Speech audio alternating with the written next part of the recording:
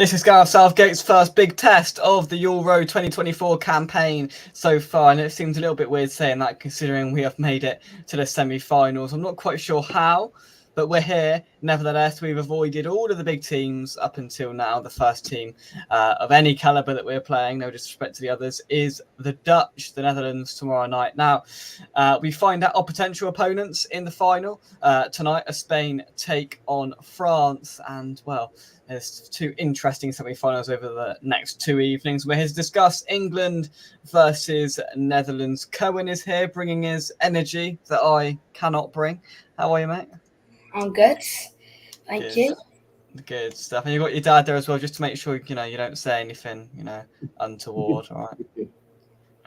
Jolly good. And Sean, live from Cheltenham, our roving reporter. How are you, mate? Yeah, night on the road, mate. Yeah, I'm all good. Cheers. Not too bad at all.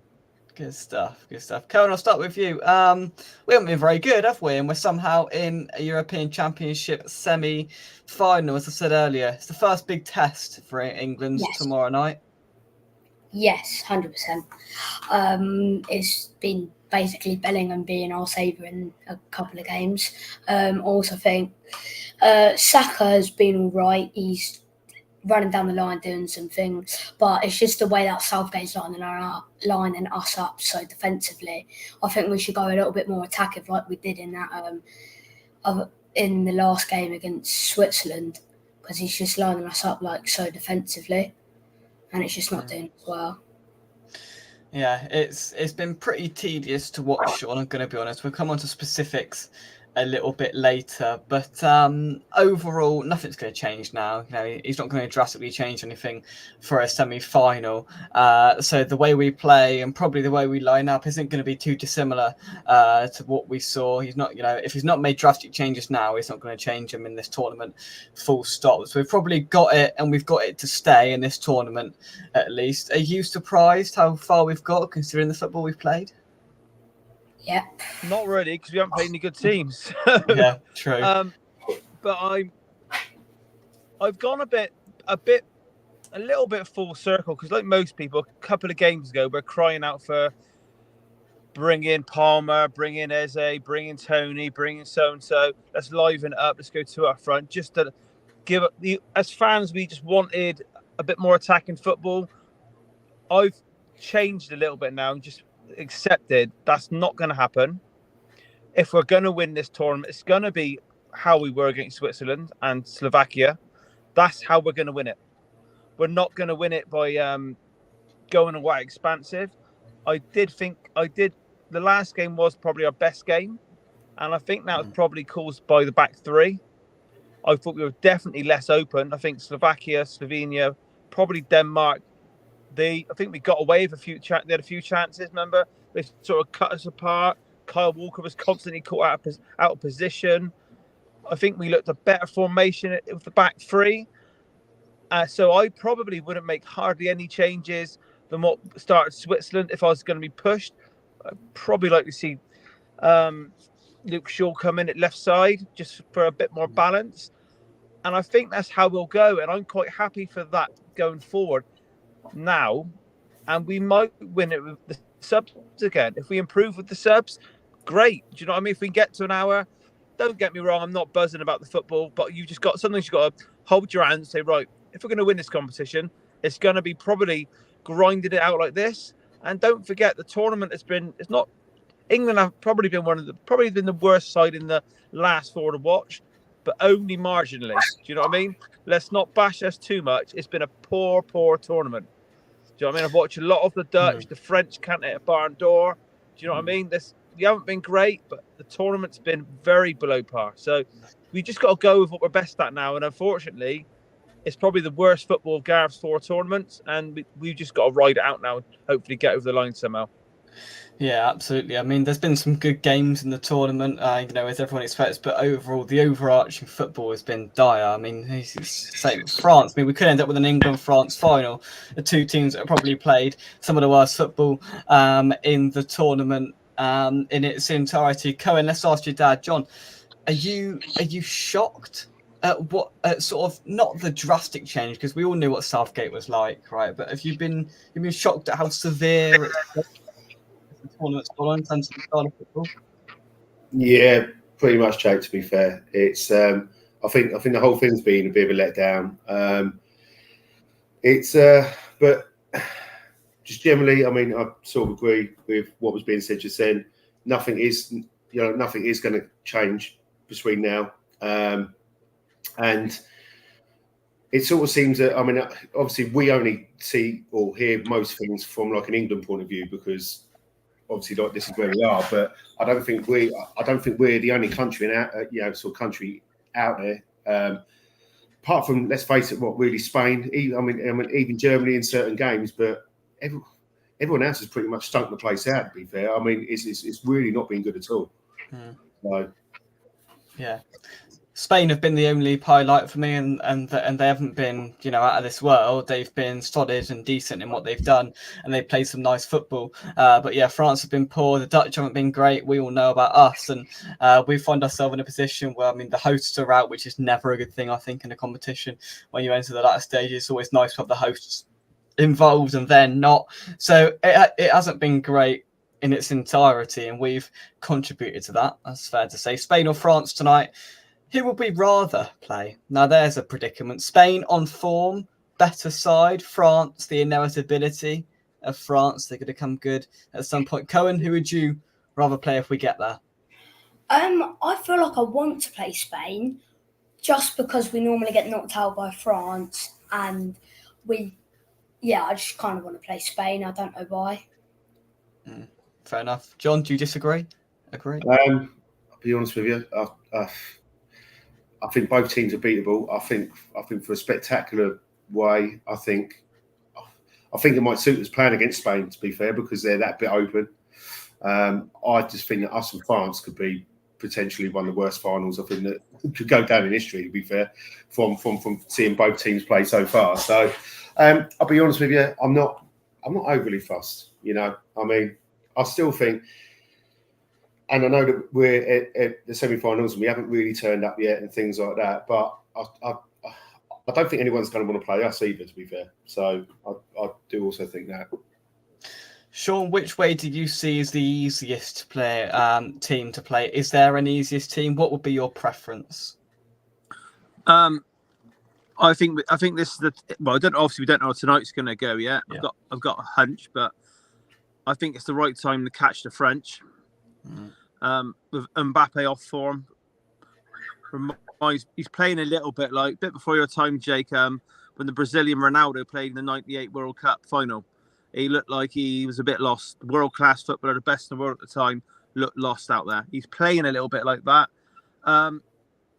What I will say about playing the Spanish, I think we've struggled through the centre of midfield in this tournament. I think Rodri just stops everything we try and do. I think he's just probably not many better footballers in the world around at the moment for controlling a football match, and I just think we'd struggle to break through that middle. And I think the French have got some rapid wingers on paper; they look great, but none of them are in good form. And the French have obviously got Nico Williams and Yamal. Do you know what I mean? And I think now, unless they turn it on tonight, I think now's the time to catch the French. It might be a shocking final. It'll probably be a shocking semi-final tomorrow, but if we want to win it, now's the time to catch these teams when they're below par. And like you said about other countries, fans complaining. The French don't like how the French team are playing at all. Quite negative. I don't think they got the strongest centre midfield. I don't think we've had the strongest centre midfield in this tournament. It'd probably be a bit like tomorrow. It's probably a 50-50 game at the moment if we play the French. I think the Spain, you probably give them 70-30. I think that's how I see it going. Yeah, I think that's fair. Cohen, you've got some more support in the chat. There we go. Dickie, you are well. Right, let's scroll down. Spain for me, fair enough. Spain for me. If France bore it to a penalty, honestly, could you imagine England versus France in the final? The way the two teams have played, it is going to be dreadful. Larry over there in the US today, thanks for joining us. Hope you're well. Spain 3-1 tonight, says Larry. He's got confidence in Spain going through. I'm going to scroll down some of these comments. Andy, I hope you are well. Fahed, oh yeah, you were out in, was it Slovakia or Slovenia? I can't remember, Fahed. Arrived back in England and the weather can do one. It's July.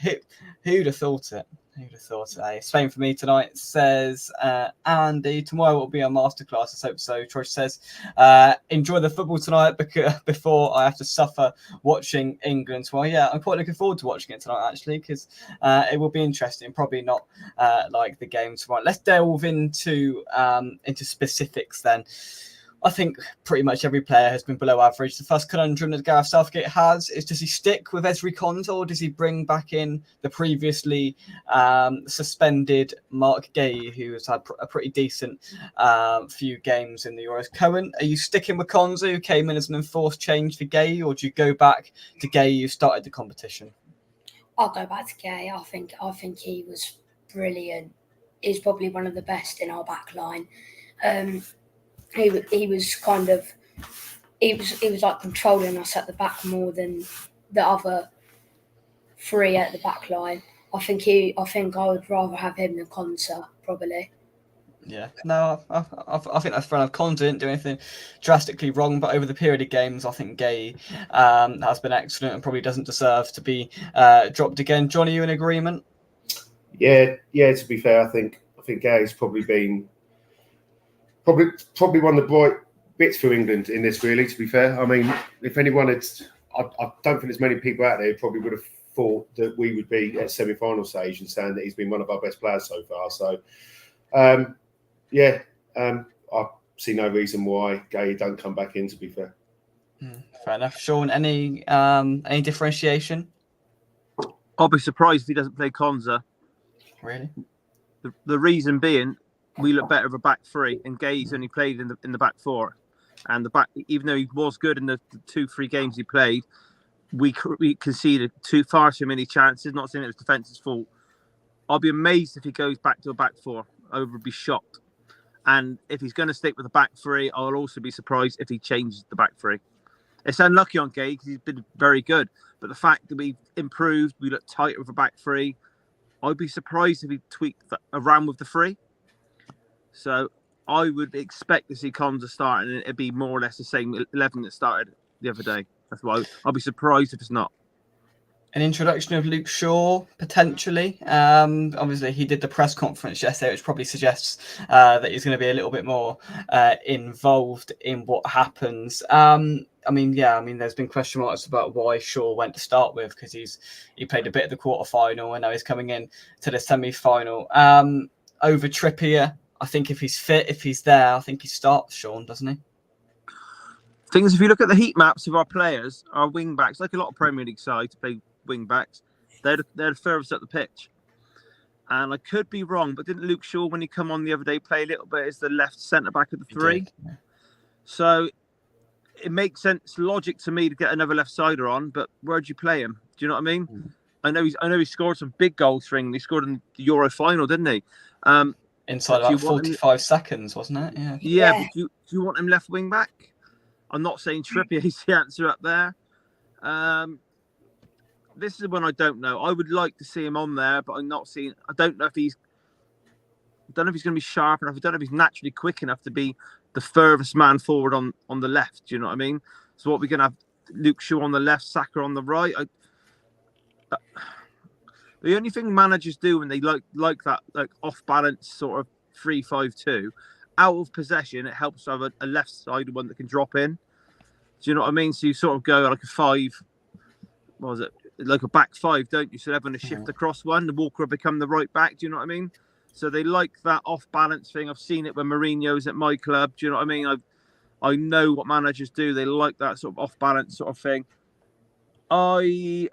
I'd probably start him, just for that, a bit more balance. Foden can tuck in. He knows he's got a left footer outside of him. That would probably be my only change, but I would not be surprised if he doesn't make it. Yeah, it will be interesting. There's that sort of conundrum with the defence. Does he stick or twist in a couple of positions, and in terms of the formation as well? John, I want to ask you about Declan Rice. We watched Declan Rice for a long time at West Ham. Of course, then he left, and we didn't watch him as much. But obviously, I've watched the last 4 or 5 games, whether it's been in the Euros. He's got worse. Or whether it's just these 4 or 5 games in isolation. I've been quite disappointed with Rice. Now, that's not any bitterness at all. I think No. he's been quite poor. Really poor. He's give the ball away more than I can flipping remember at West Ham, and something's just not quite right there with him. What do you think? No, surprised, disappointed. I'll be honest, I mean, especially seeing 4 or 5 successive games. I mean, I've never seen that over the 5 years. It's probably even hard to even pinpoint 4 or 5 games over them 5 years of when he's been this bad. I don't really know, to be fair. I mean, I don't know what the issue is. I mean, I know that there's obviously a lot of other talk about obviously where others are playing, the likes of Foden and Bellingham and things like that. But Rice's position is pretty much, I mean, it's slightly different to how Arsenal started playing him. Like they started playing him a little bit further forward. I get that, but he's also played this position for us and started at Arsenal in the same sort of role. So it's not like that he's being played out of position. I just think he's probably going through like a little bit of a patch there. Whether he's, I don't know whether it's fatigue after like a long season. I can't really put my finger on it, but something doesn't seem right there. Yeah, absolutely. So alongside Rice in midfield, there's been a bit of fluctuation there. Obviously, Bellingham's been the ever-present.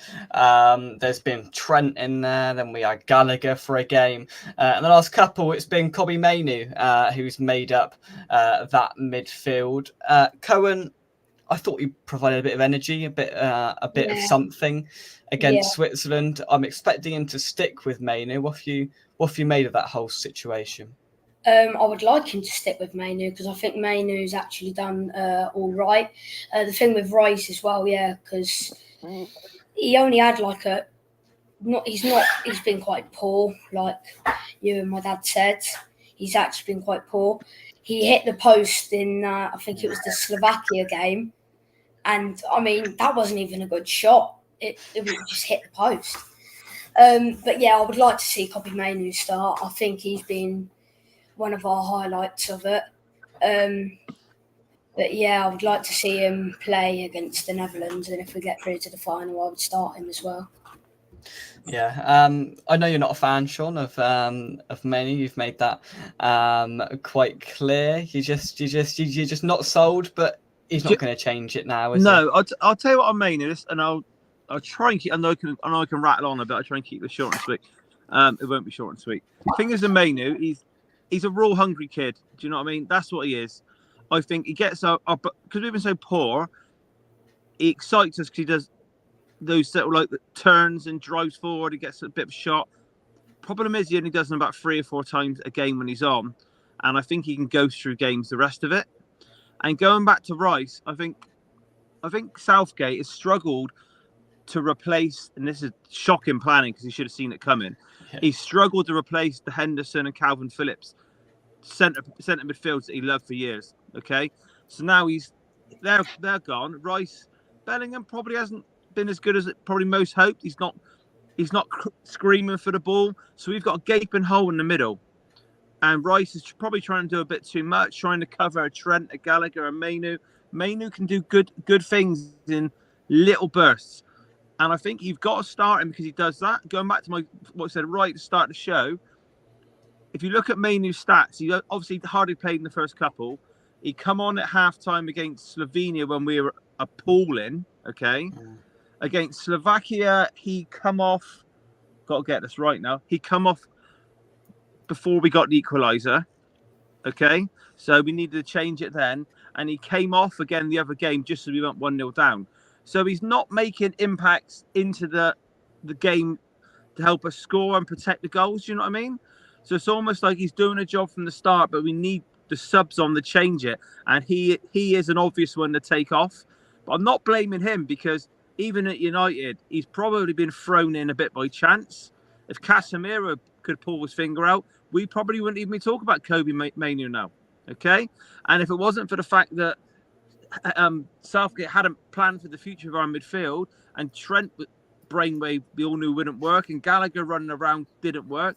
Do you know what I mean? It's literally had the chance for a lifetime to be starting for England. I don't think he's done a great deal, but it probably still works to start him. Do you know what I mean? Who else are we going to start now? Who's exactly the fourth choice to start a centre midfield? It probably No one. So I'm not knocking him as a player. He's a young kid. Remember, he's a young kid. He actually looks like a young kid playing out there. So I'm not knocking him at all. But the facts are we've changed, we've improved from the scoreline perspective when he's gone off.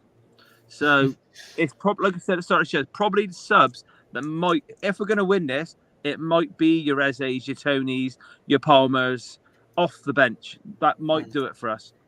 It could well do. Yeah, I think you're right. There isn't too many more options. We will go with Mainoo. Let's go to the wide players. Now, I was so critical Saturday doing the build-up show to the Switzerland game when he started Saka and Foden again. I sort of would put back in my place a little bit with Saka, I thought, not too much with Foden. I was infuriated that he started both of them again when we've seen what they've done or how little they've done over the 4 games so far in the competition. Saka impressed me the other night going against Switzerland. He actually ran at the fullback. He had a bit of a go. He was better.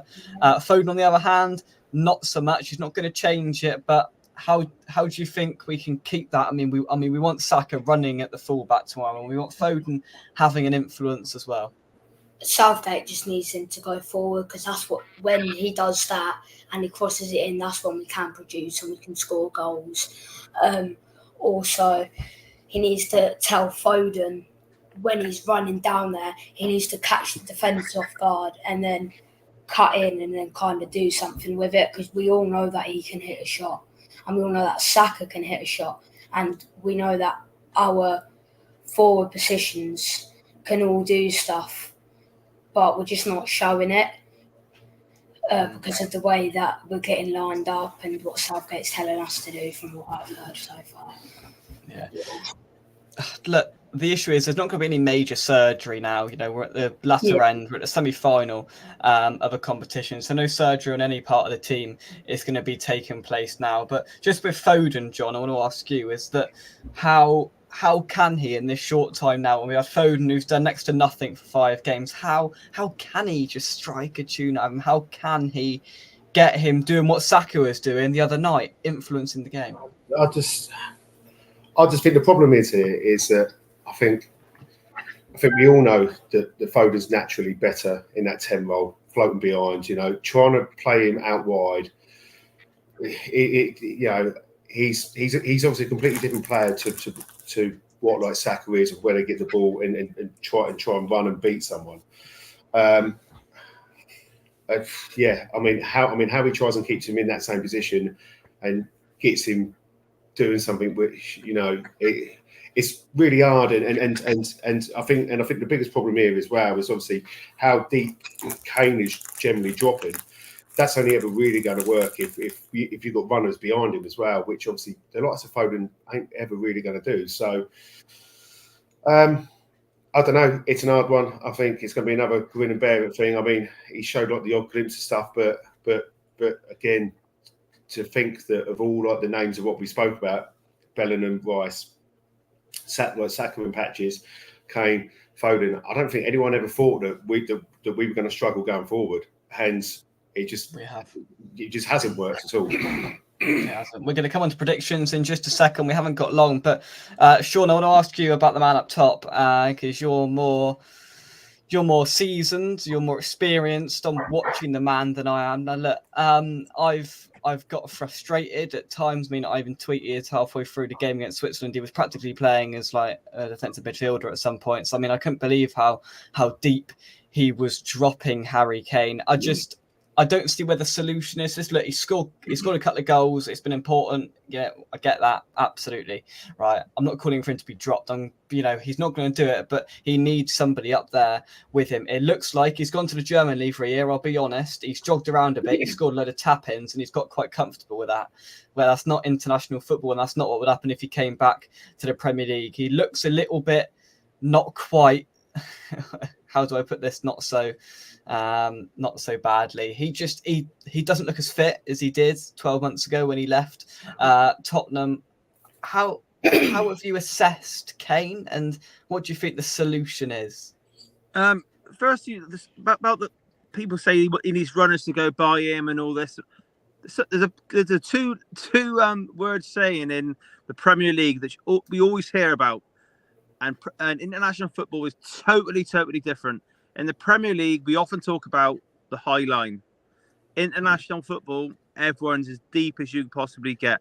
So all these runners in behind, they just don't really happen in international football. It's a totally different game, and it just doesn't suit certain ones.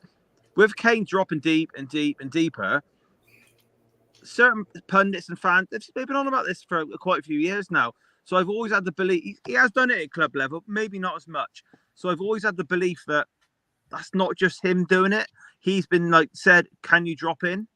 I don't think that's all off his own back.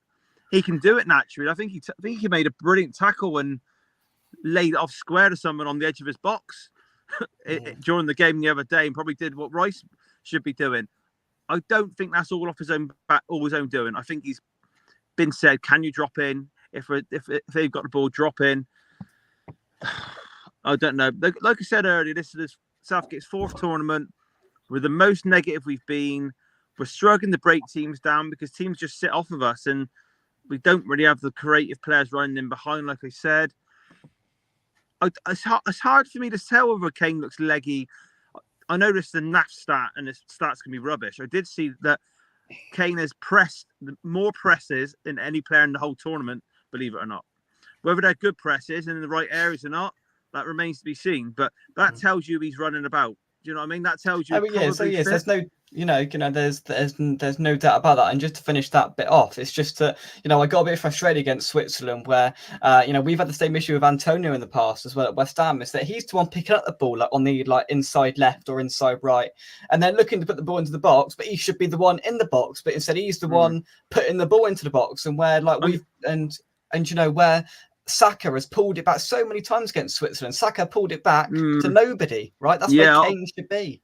I'll be honest, that Saka where he beat the man down the line and put it across the 6-yard box, I actually think that's a bad cross. Yeah. A player should be able to... Kane was running... I think he's not about on the penalty spot when he's just getting inside the box. He could have had a free hit if Saka just got his head up. Granted, Kane maybe should have been further up, but he wasn't. So a player at that level gets your head up and you see it. I know what you're saying with Kane. It's hard. But another thing I think of what I've seen at club level and under Southgate, you said that Kane's the one putting the ball in and all that. Without Trent on the ball, I think Kane's probably our best passer in the team. He can hit 30-yard balls, probably as good as Trent or nearly as good as Trent. So when you've got a player who can assist 15 goals a season, spray at 30 yards, he can work. His stats say that he'll press and he'll work. It tells me that plays in the Southgate's hands. Can you be an all-rounder? Do you know what I mean? No, that's fair enough. That's what I honestly think. I think that's the sort of message that's being relayed. That's what he's being told, and effectively we're going to see in the next hopefully two games, whether in the end it works successfully. Right, we're pushed for time. Bellingham's been the striker past Kane quite a few times when I've been watching. Kane's been on the edge of our box, and Bellingham's been left up there. It's unconventional. Let's put it this way: it's unconventional. It's unconventional. But put it this way, there's some people are calling for Kane to be left out. We are not going to get many chances tomorrow night. We're not going to get many chances in the final if we get there. I think we've had one shot on target versus Slovakia, one shot on target versus Switzerland. If we get one chance in the game tomorrow and in the final, which player in our squad do you want to fall to? If it's not Harry Kane, you haven't been watching football for 10 years. Do you know what I mean? So that... We need him on the end of something. That's the bottom line. We do. Right, predictions. Cohen, you get the luxury of going first, so no one can steal your prediction that's in your head. What are you going for? 1-0 England. I should go first on these things. Right, John, prediction. 2-1 after extra time. Sean, I think we win on penalties. You've just taken all three of my possibilities. Honestly, I do these shows, I do about 40 of these shows a season. Now I'm doing it for England. I should know that I should go first. I am going to go to New England, but I don't believe it. I think it's going to penalties again. I actually think tonight might go to penalties as well. I've got a feeling that there might be penalties galore. Towards the back end. I had a feeling both semis would go to penalties. Yeah, I don't think it'll be far off that. We're going to win. Hopefully, I've got positivity. It's the first time I'm saying this live on air. It's coming home. we might be coming home, a trophy might be coming home, but something is coming home. Last couple of comments before we do wrap things up. Just one thing I wanted to mention: the referee has been convicted of match fixing, and Bellingham has called him out about it. We're not going to talk about it because we ain't got time, but I just thought I'd mention that. That's not a great position to be in, and with all the referees they've got to choose from, why did they pick one that Bellingham slagged off publicly and has match fixed and got a 6-month ban because of it? This guy refereed one of West Ham's important European games, and he was an absolute nightmare. I can't remember which one, but he was an absolute nightmare. I saw his face and went, that guy annoyed me straight away. So let's hope that isn't what happens to one. Like a couple of predictions, a couple of 2-1s in the chat. There we go, some positivity in there. Cohen, John, Sean, thank you very much indeed for joining me. Have a fantastic rest of your Tuesday evening. Cheers, guys. Thank you. Thank you And very yourself. much. See you later. Cheers. And Sean, for once we can say in unison, come on, England. Yeah, up the England. Come on, boys. Up the England. We will see you soon. Thank you very much. Goodbye. Come on. Yeah.